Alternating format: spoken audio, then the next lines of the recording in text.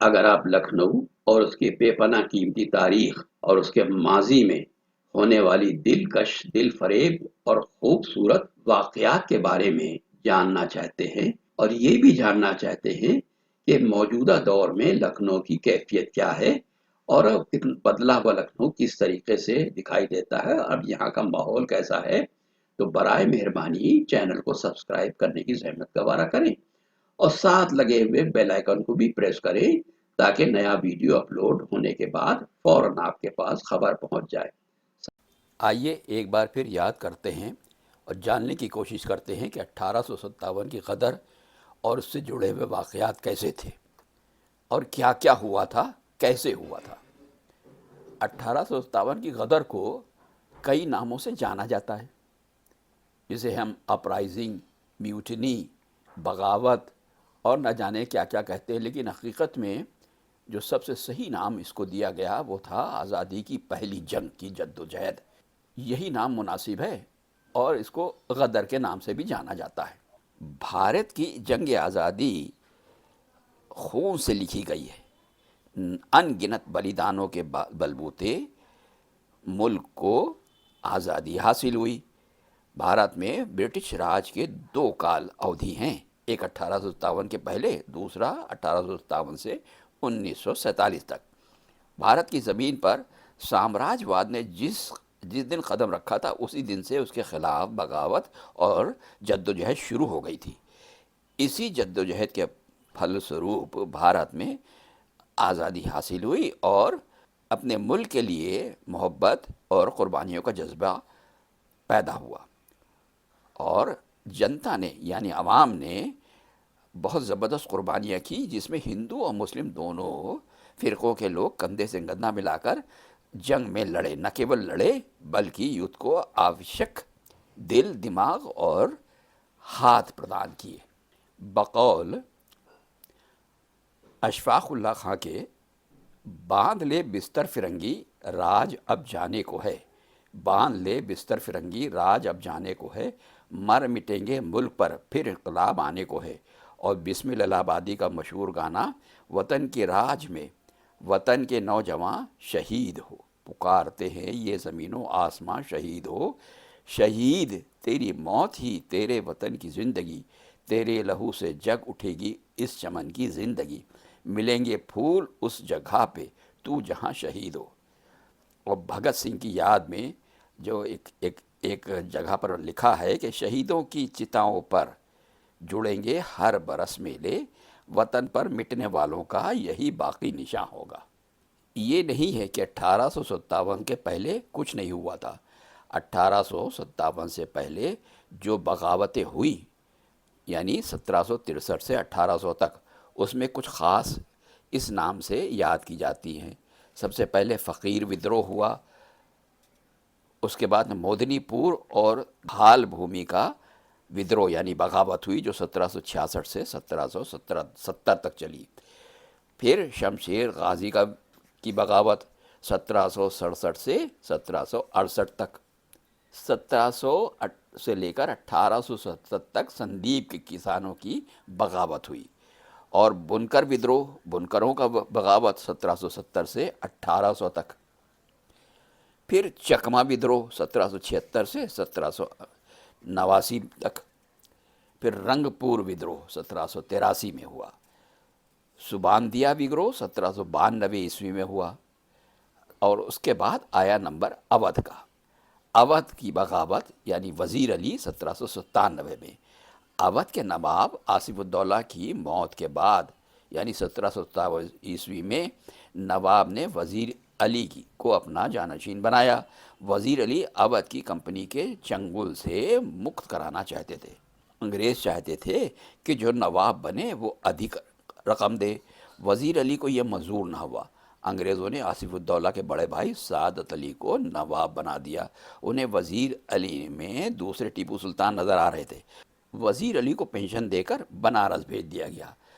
وزیر علی کے خلاف سازش کرنے والوں کے اوپر ایک ویڈیو میں نے بنا کر ڈالا ہے، اور اس میں بہت اہم لوگوں کے نام شامل ہیں، اس کو دیکھا جا سکتا ہے۔ اس میں پوری ڈیٹیل میں یہ بتایا گیا ہے کہ وزیر علی کے خلاف کس نے سازش کی اور کیسے ان کو ان کے انگریزوں سے مل کر ان کے خلاف سازشیں کر کے ان کو تخت پر سے ہٹا دیا گیا۔ وزیر علی نے سندھیا ڈھاکہ کے نواب، مرشد آباد کے نواب، ٹکاری کے بھاردواج برہمن، راجہ متر جیت سنگھ اور افغانستان کے بادشاہ زمان شاہ سے بات چیت کی، ان سے کانٹیکٹ کیا۔ وزیر علی کو کلکتہ جانے کا حکم ہوا۔ وزیر علی نے بغاوت کر دی۔ وزیر علی اور ان کے وفادار وارث علی عزت علی کو پکڑنے پر انعام گھوشت کر دیا گیا۔ وزیر علی نیپال کے بٹول چلے گئے۔ انہوں نے گورکھپور پر چڑھائی کر دی مگر ہار گئے۔ جے نگر کے راجا نے دھوکہ دے کر وشواس گھات کر وزیر علی کو پکڑوا دیا۔ کہتے ہیں ان کو چنار کے قلعے میں قید کر دیا گیا۔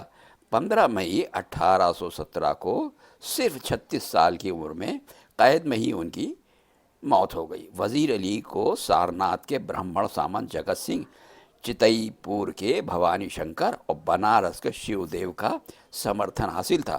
جگت سنگھ کو بھی سزا دی گئی اور ان کو ان کے عہدے سے ہٹا دیا گیا۔ بھوانی شنکر کو موت کی سزا دی گئی۔ شیو دیو لڑائی میں مارے گئے۔ متر جیت سنگھ اور کچھ اور جاگیردار انگریزوں کے خلاف لڑائی میں وزیر علی کے ساتھ۔ اس کے بعد دکشن بھارت کا سپاہی ودروہ 1806 میں ہوا۔ بریلی کی بغاوت 1816 میں ہوئی۔ میڑ کی بغاوت 1820 میں ہوئی۔ شیخ عبداللہ کی بغاوت 1824 سے 1826 تک چلی۔ گو کہ یہ سب بغاوتیں ناکام ہوئیں، لیکن ان کی اہمیت میں کوئی کمی نہیں کی جا سکتی۔ اب 1857 کی غدر یا 1857 کی جنگ، اس جنگ میں یعنی اس مہا ودروہ میں سپاہی، رجواڑے، کسان، جاگیردار، زمیندار، نواب، بیگم، راجہ رانی، سیٹھ ساہوکار، ہندو مسلمان، سورن اورن، دلت آدیواسی سبھی لوگ شریک تھے۔ سب کا صرف ایک مقصد تھا کہ فرنگیوں کو مار بھگانا اور اپنے ملک کو ان کے چنگل سے آزاد کرانا۔ اس بغاوت کی پردھان شکتی انگریزی فوج کے دیش کے سپاہی تھے جو کسان کے بیٹے تھے۔ شروع میں تو یہ بغاوت اور اس کا پروگرام منظم تھا، لیکن انتظام میں تھوڑا ڈھیلا پن تھا۔ نانا صاحب کے وکیل عظیم اللہ ترکی اور روس کے کانٹیکٹ میں تھے۔ اس سمے کرائمیا میں انگریز اور روسی لڑ رہے تھے۔ روسیوں کے ہاتھوں سے انگریزوں کی ہار ہوئی تھی۔ روسی مورچے پر ان کے شیور میں عظیم اللہ کی موجودگی کا الیکھ سنوادداتا رسل نے کیا ہے۔ 1854 میں عظیم اللہ انگلینڈ بھی گئے تھے اور وہیں ستارہ کے ایلچی بھی موجود تھے جن کا نام رنگو باپو جی تھا۔ یہ بہت ہوشیار آدمی تھے۔ انہوں نے افریقہ میں بوروں سے پریشان انگریزوں کی حالت دیکھی تھی۔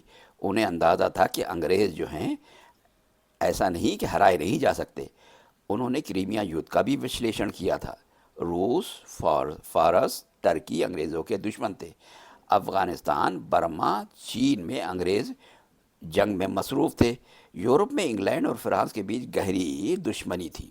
عظیم اللہ اور رنگو جی باپو کو بھروسہ تھا کہ عام جنتا کے غصے سے، سپاہیوں کے بے چینی اور ناراضگی سے، راجاؤں کے غصے سے ودیشی سہایتا کو یدی سمنوت کر دیا جائے تو انگریزوں کو دیش سے نکالا جا سکتا ہے۔ آخرکار بہادر شاہ، بیگم زینت محل، شہزادہ بخت خاں، نواب واجد علی، وزیر نقی خاں، باندہ کے نواب کنور سنگھ، نانا صاحب مدراس کے پاس کے جاگیردار اس یوجنا میں بھی شریک ہو گئے۔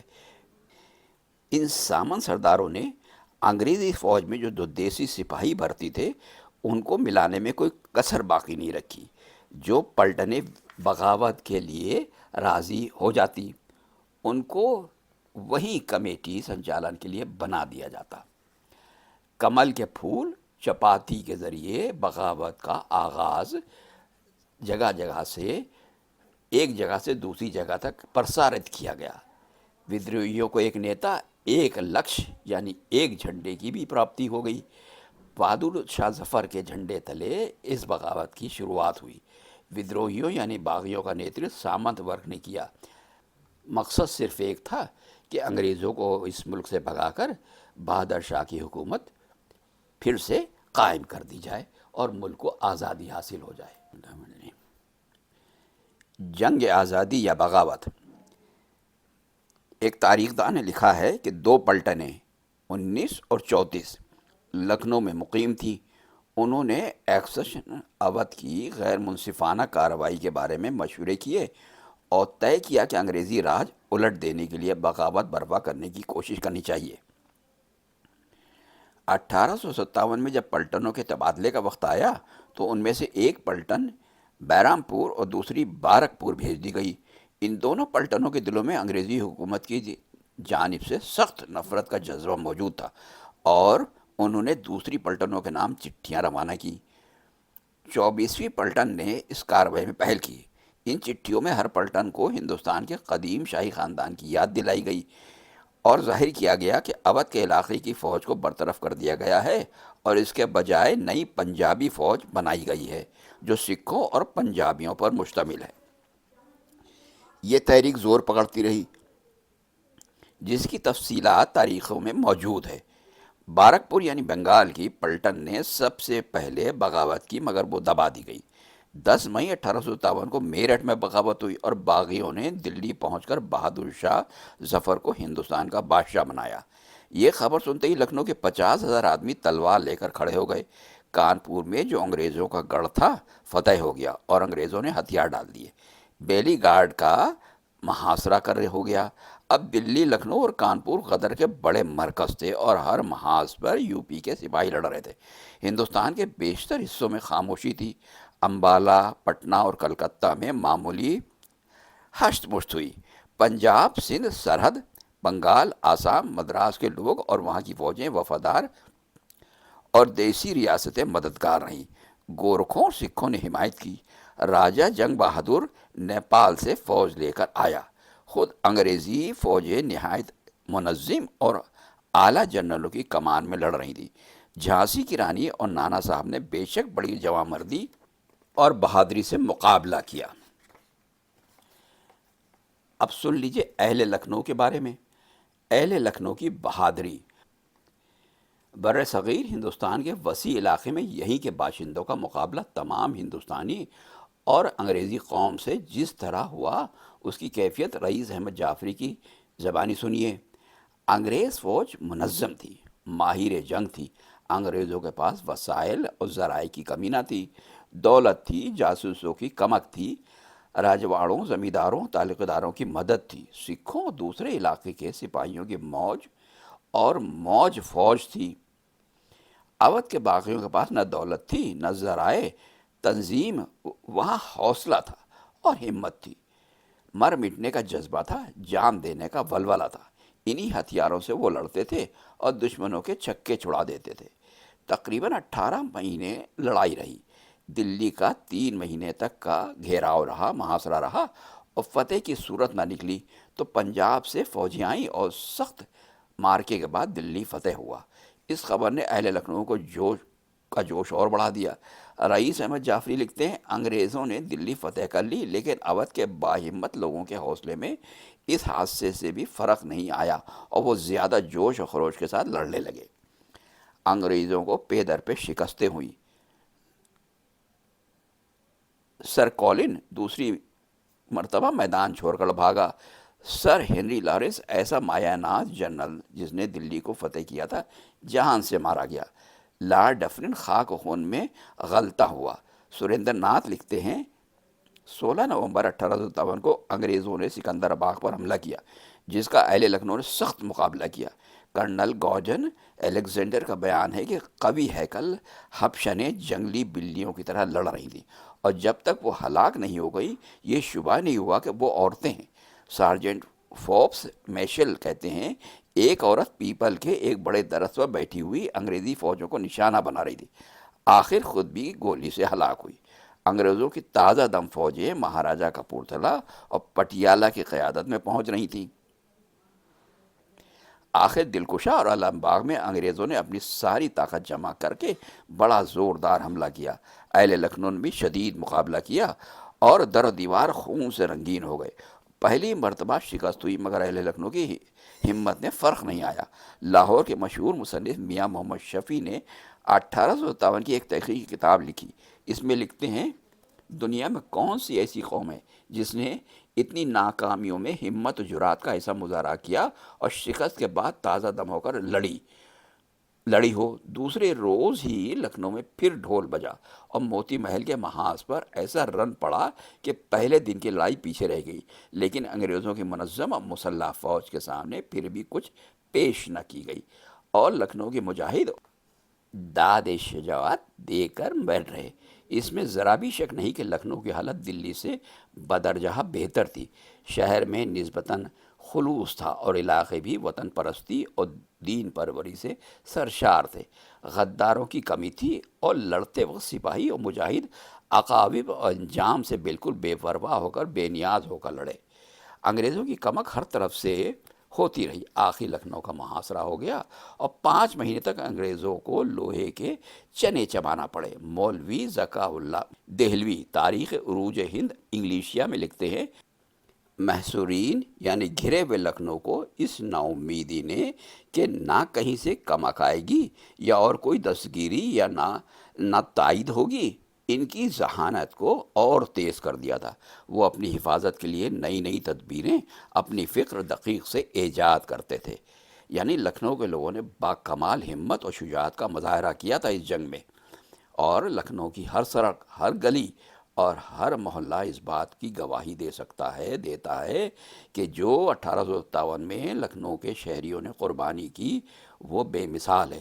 لیکن کاش ایسا ہوتا کہ وہ تمام مقامات جہاں پر ہمارے شہر کے لوگوں نے اپنی قربانیاں دیں، اور وہ تمام مقامات جو اس جنگ میں برباد ہوئے، اس کی نشاندہی کی جاتی اور موجودہ نسل کو، آنے والی نسل کو ان قربانیوں کے بارے میں بتایا جاتا، مگر ایسا کچھ بھی نہیں کیا جا رہا ہے، نہ ہوا ہے۔ 5 مہینے کی لگاتار کوشش کے بعد لکھنؤ پر انگریزوں کا قبضہ ہو گیا۔ حضرت محل اور برجیز قدر نیپال چلے گئے۔ 15 دن تک لکھنؤ لٹتا رہا۔ اس مہذب قوم کا بڑا کارنامہ یہ تھا کہ اس نے شاہی محلوں اور امام باڑوں کے تمام شیشہ آلات توڑ دیے۔ یعنی انگریزوں نے بے پناہ ظلم و ستم اور رuthlessness کا مظاہرہ کیا، تمام عمارتیں گرا دیں اور تمام امام باڑے اور مذہبی مقامات کو مسمار کیا، سارا سامان لوٹ لیا۔ شاہی عجائب خانے کے تمام جانوروں کو، جس میں 107 صرف شیر تھے، گولی مار دی۔ میجر کارنیگی نے فرح بخش شاہی کتب خانے سے ساری کتابیں نکلوا کر آگ لگوا دی۔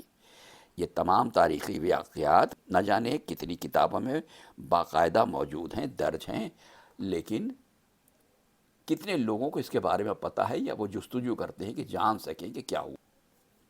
شرفائے لکھنؤ کی عزت۔ اس زمانے میں شرفائے لکھنؤ نے جس غیرت و حمیت کا مظاہرہ کیا وہ تاریخ میں اپنی مثال آپ ہے۔ شرفا کی عورتیں کنویں میں گر گئیں، کچھ معمولی درجے کی عورتیں جو باہر نکلتی تھیں وہ درگاہ حضرت عباس میں جا کے چھپ گئیں۔ اکثر باہمیت مردوں نے اپنے صحن میں عورتوں کو قتل کر دیا، جو بھاگ سکا وہ بھاگ گیا۔ شہر میں یہ ہو رہا تھا اور اضلاع میں لکھنؤ سے ہٹ کر جنگجو بہادروں نے مورچے قائم کر دیے تھے۔ راجہ دیوی بخش سنگھ، ناظم بیسواڑا، شیخ فضل علی مہر، مہندی حسن ناظم سلطانپور، محمد حسن خان گورکھپور میں، خان علی خان خیرآباد، مولوی محمد خان سندیلہ میں، راجہ کاظم حسین بہرائچ میں، تجمل حسین خان زمیندار بھٹوا مئو، لکھنؤ میں راجہ دیوی پرساد سنگھ گونڈا، گلاب سنگھ راجہ مہونا، نرپت سنگھ راجہ سر، رانا مادھو بخش سنگھ، چودھری مصاحب علی، آنندی کوری، جوت سنگھ راجہ تردمان سنگھ راجہ ایودھیا اسی دم خم سے لڑتے رہے، ہارتے بھی رہے مگر ہمت نہیں ہاری۔ انگریز مورخ یعنی تاریخ داں ملرز تاریخ آباد ہند میں لکھتا ہے، بینی مادھو سنگھ تعلق دار جب اپنے قلعے کی حفاظت نہ کر سکا اور قلعہ انگریزوں کے سپرد کر دیا تو اس سے کہلوایا گیا کہ خود کو بھی انگریزوں کے حوالے کر دے، تو اس نے جواب دیا کہ جسم بادشاہ کا ہے، اور اسی جواں مردی سے لڑتا رہا۔ یہ حالات دیکھ کر جنرل اوٹرم کے پاس لارڈ کیننگ نے یہ اشتہار جاری کرنے کا حکم بھیجا، اودھ کی کل اراضی باستنائے 6 تعلق داروں کے ضبط کی جاتی ہے۔ جو تعلق دار اور زمیندار فوراً اپنے کو گورنمنٹ کے لطف و کرم کے حوالے کر دے گا، وہ موت اور قید کی سزا سے معاف کر دیا جائے گا، بشرطے کہ وہ یہ ثابت کرے کہ اس نے بغیر کسی اشتعال کے کسی کو قتل نہیں کیا۔ اور تیسرا پوائنٹ کہ جن لوگوں نے انگریزوں کی جانیں بچائی ہیں انہیں خاص عنایتوں سے سرفراز کیا جائے گا۔ نتیجہ یہ ہوا کہ نہ جانے کتنے ہی لوگوں کو جاگیردار جو انگریزوں سے لڑ رہے تھے ان کی جاگیریں چھین کر ان لوگوں نے جنہوں نے انگریزوں کو بچایا تھا، حفاظت کی تھی، چھپایا تھا، ان کو جاگیریں دے کر راجہ رجواڑے بنوا دیے اور ان کو خلعتیں دے دی اور ان کو بڑی بڑی زمینیں اور جاگیریں دے کر سرفراز کیا انعام سے۔ اس طرح جن لوگوں کو جھوٹی تعریف ملی، خلعتیں ملی، جاگیریں ملی، ان کی ایک بڑی لمبی فہرست ہے جو اسٹیٹ آرکائیوز وغیرہ میں اور مختلف آرکائیوز میں تاریخی ڈاکومنٹ کی حیثیت سے اویلیبل ہے، جن کو دیکھا جا سکتا ہے۔ جنرل اوٹرم نے گورنر جنرل کو سمجھایا کہ لکھنؤ پر قبضہ تو ہو گیا مگر باغی ضلع میں چلے گئے ہیں اور اثر نو مورچے قائم کر دیے ہیں۔ ایسی حالت میں اگر ان سے معزز دشمن کا سلوک نہ کیا گیا اور اچھے برتاؤ کی مستحکم ضمانت نہ دی گئی تو یہ گوریلا وار شروع کر دیں گے جس میں ہزاروں انگریزوں کی جانیں جائیں گی۔ دوسرے حکام نے بھی اس کی تائید کی تو یہ فقرہ بڑھانے کی اجازت دی، یعنی اشتہار میں یہ فقرہ بھی جوڑ دیا جائے کہ جو لوگ اپنے کو گورنمنٹ کے رحم و کرم کے حوالے کر دیں گے ان کے استحقاق مستحکم ہو کیے جائیں گے۔ ہسٹورین لکھتے ہیں آثار یادگار کا بیان ہے کہ اشتہار کا کوئی اثر نہیں ہوا اور اسی زور شور سے جنگ جاری رہی۔ لارڈ کیننگ بہت گھبرایا اور سر رابرٹ منٹگمری کو اس مہم پر آمادہ کیا اور جنرل بیرو کو الہ آباد طلب کر کے اجازت دی کہ جس طرح اودھ کے لوگ راضی ہوں انہیں راضی کیا جائے۔ انہوں نے بڑے بڑے وعدے کیے اور ہر قیمت پر راضی کرنے کی کوشش کی مگر کامیابی نہیں ہوئی۔ اس پر بھی بیرو ہمت باندھے رہے اور معافی اور درگزر کے اشتہارات جاری کرتے رہے۔ ذاتی طور پر خطوط لکھے جن میں بڑے بڑے وعدے تھے۔ بعض افراد کو یہاں تک لکھا کہ جن انگریزوں کو آپ نے قتل کیا ہے اس کا بھی خیال نہیں کیا جائے گا۔ اس پر بھی اودھ کے بہادروں نے جنگ نہیں بند کی تو خیر خواہاں نے انگریز کے ذریعے سے افہام و تفہیم کرائی اور ہر طرح کی ضمانت دلوائی اور لوگوں کو معافی طلب کرنے پر آمادہ کیا، مگر جو آیا وہ آن بان سے آیا اور سپاہیانہ انداز میں گفتگو کی۔ تجمل حسین 22,000 جنگجو سپاہیوں کے ساتھ نیپال کی ترائی سے واپس آئے۔ میر مہندی حسین ناظم سلطانپور 15,000 آدمیوں کے ساتھ آئے۔ میر دوست علی خلیل 12,000 سپاہیوں کے ساتھ حاضر ہوئے۔ شیخ فضل علی ناظم سلون کے ساتھ 5,000 مرنے والے جوان تھے۔ تجمل حسین خان کی حاضری کا واقعہ آثار یادگار میں لکھا ہے۔ جنرل بیرو ایک فوج کے ساتھ بہرائچ میں تھا کہ تجمل حسین خان 22,000 جوانوں کے ساتھ معافی کے لیے پہنچے۔ انگریزی فوج میں ہلچل مچ گئی اور صف بندی کا حکم ہو گیا۔ تجمل حسین خان پالکی سے اترے اور چند جان نثاروں کے حلقے میں اس شان سے آئے کہ دائیں ہاتھ گولی لگنے سے بیکار تھا۔